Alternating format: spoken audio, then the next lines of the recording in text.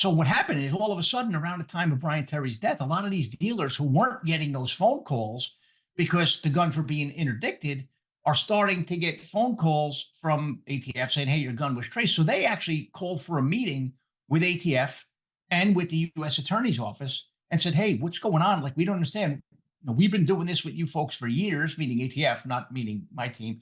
Now, all of a sudden, our guns are getting traced. Like, what gives?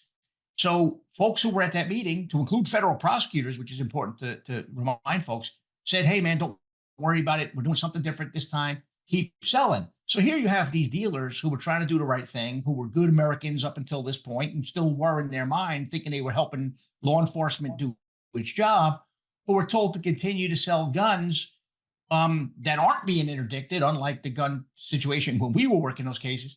So now some of those same dealers are actually being sued by the government of Mexico for doing exactly what the U.S. Attorney's Office and the Phoenix ATF folks from that group told them to do, which went against the grain of everything that we had learned as ATF agents. In fact, it was funny because when you talked about the original rumblings of guns walking, most people were like, no way, that's not how we operate. Like, to include the attaché in Mexico, who's a good guy. He helped infiltrate the Hells Angels with that J. Dobbins case way back in the day. A guy named Carlos Canino, solid dude. He's did a lot of undercover. He's no pushover. He's no yes man.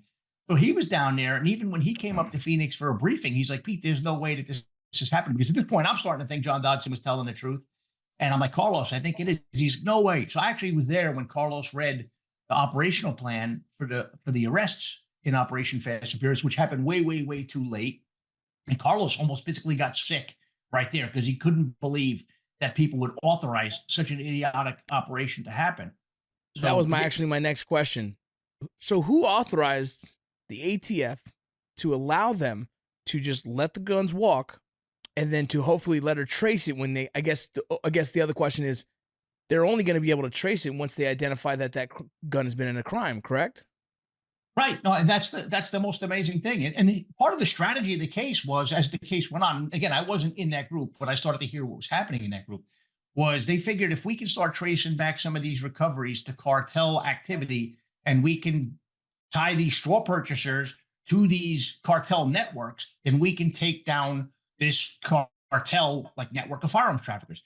To me, that was mind blowing because, and again, you're from the border, you understand that area. DEA had a very robust network of intelligence and teams within operating in Mexico itself. ATF didn't have that. We had like a handful of people, like 6 people. We didn't have access to the vetted units. We didn't have access to, direct access to some Mexican law enforcement entities. We had no ability to track any firearms once they crossed the border. So the only thing they would rely on is traces, which means you're finding a gun next to a body. Now, it was approved. It was approved by the head of the ATF Phoenix office, and it was approved by the U.S. Attorney's Office. In fact, the same prosecutor who was driving the Operation Fast and Furious investigation was the same guy who for years told us that once a gun crossed into Mexico, they couldn't prosecute it because the body of the crime, being the gun, was in Mexico. So, I mean, that blew our minds because, like, wait a minute, all of these years that we were told once, if a gun was recovered in Mexico and we would be able to identify the straw purchaser and the trafficker and get confessions, and that happened from time to time. And I spell out some of those cases specifically in the book. We were told, well, the gun's in Mexico, we can't prosecute it. So wait a minute. Now, all of a sudden, out of nowhere, the strategy becomes to let the guns go to Mexico. And then the other thing, and it's a case I discussed in the book as well, we had a guy who we identified who was taking grenade parts from the United States, right? And they're not illegal to own an inert grenade. You can sell them at flea markets or whatever. And people use them to make all kinds of weird things. So, but, crossing the border with them is violations of the Arms Export Control Act. Well, we had a target that we identified we believed he was making grenades in Mexico, but we weren't sure. Was he making, something else here in the United States? Was he making grenades in the United States? Well, he got caught crossing the border with 114 disassembled grenades in his tire. And as you can imagine, so they x-ray his vehicle. And when they see these, they don't know, are these live grenades or these inert grenades? So they do what you would expect them to do. They lock down the border. They call it a bomb squad. And when you shut down the port of entry, that's a big deal. Yep. And as you know, the plaza bosses who really control the border, they see this happening. So this guy comes in, he basically gives us a full statement. tells us that, yeah, I've been making grenades for the Sinaloa cartel. He estimated about 800 at that point. He got caught with 114 disassembled grenades in his tire. He admits that he was taking the AR-15 rifles, which are semi-automatic rifles that people buy in the United States. He was converting them to fully automatic rifles in Mexico. He admits that he was doing the same thing with the AK-47 variant rifle. So we get a full confession. The U.S. Attorney's Office orders us to let him go. The very same prosecutor, by the way, who was the lead prosecutor in Operation Fast and Furious. So, I mean, it was mind-blowing what was happening there. And when you think Doesn't about make it, sense. yeah, absolutely. And when you think about it, look, guns and these grenades, they're not perishable items. They're not loaves of bread. They're not apples, oranges that are going to rot or decompose. They're going to be there until they get recovered at some crime scene or in some search warrant. So, I mean, the whole concept behind the operation was seriously flawed and went against the grain of everything that I think any law enforcement officer in the country believes in. But they ran this case for some time. In fact, one straw purchaser in that case, and for your listeners, a straw purchaser is somebody who goes into a gun store and buys a gun with the intent, like they go in there and they buy a gun with the intent on giving it to somebody else, right? So it's not like I go buy a gun, I take it to the range, I don't like the recoil on it, and I say, this is just not for me. Or, hey, I got a new baby in the house, I don't want to have a gun around. I mean, people sell guns for a variety of reasons that are legal. To go in and buy a gun specifically to sell it to somebody else is not legal. So these straw purchasers, that was their MO. They would go in and buy a gun with the intent on giving it to traffickers. One of the straw buyers in Fast and Furious, a guy named Osorio, bought over 800 guns before the U.S. Attorney's Office decided he was worth prosecuting. That's so, crazy. I mean, it's absolutely. And here's the tragic part is, had Brian Terry not been murdered by cartel bandits doing his duties on the border, patrolling, looking for cartel bandits, that case might have went on for far longer. But it was at that point that John Dodson, who was in that group, blew the whistle on Operation Fast and Furious that they were walking guns, because we didn't know they were walking guns in the other groups. And then it was at a subsequent meeting amongst the Phoenix command staff that I was present at, when Bill Newell, who was the special agent in charge of the Phoenix Field Division at the time, came back and said, hey, I would advise you folks to steer clear of John Dodson. The U.S. Attorney's Office is really pissed off at John for talking to Grassley staff, because that's who John called, was Senator Grassley staff. And they hinted that they might indict John Dodson. And here I am saying, wait a minute, all these firearms traffickers that we referred for prosecution, that they made excuses as to why they couldn't prosecute. Again, some with bodies on the cases.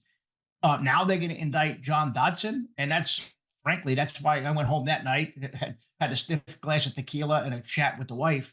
And the next morning, I called Senator Grassley's office and said, hey, I know you're being told by Eric Holder and by DOJ and by ATF that John Dodson's lying. I'm telling you, I'm here and he's not lying. And, I'm willing to chat with you, give me a subpoena. And I mean, eventually they did. But it was at that point that I had enough, because it went against the grain of everything that I'd learned as a cop and as an agent. And the people who I loved and respected in the profession believed as well. That's what kind of pushed me over the edge.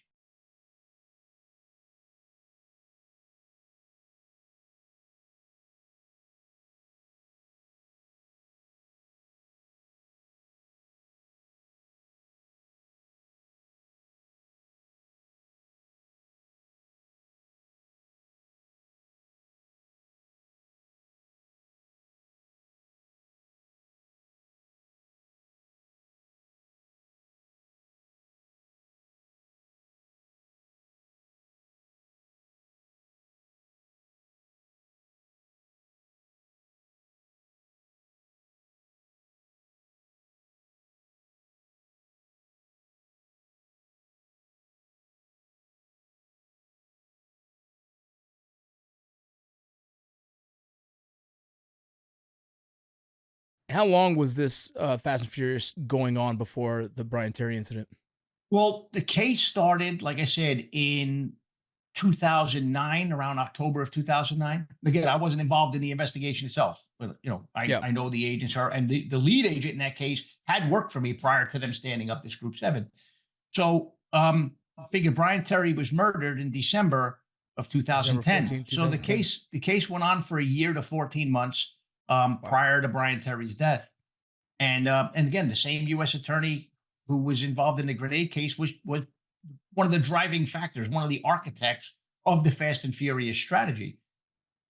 Yeah, it's crazy because I guess my initial thoughts on it, I didn't understand how where they got the guns originally. I didn't know that they were purchased from gun stores. I didn't know that. I thought the operation somehow had kind of set up a gun buy or something to the case. So it's even more interesting to hear that the old the old, I guess, SOP, standard operating procedure, would be to allow them to buy the guns. You communicate with the gun store, and then boom, you pull them over, and boom, you collect the guns, and now you have the people attached to the guns, and boom, from prosecution.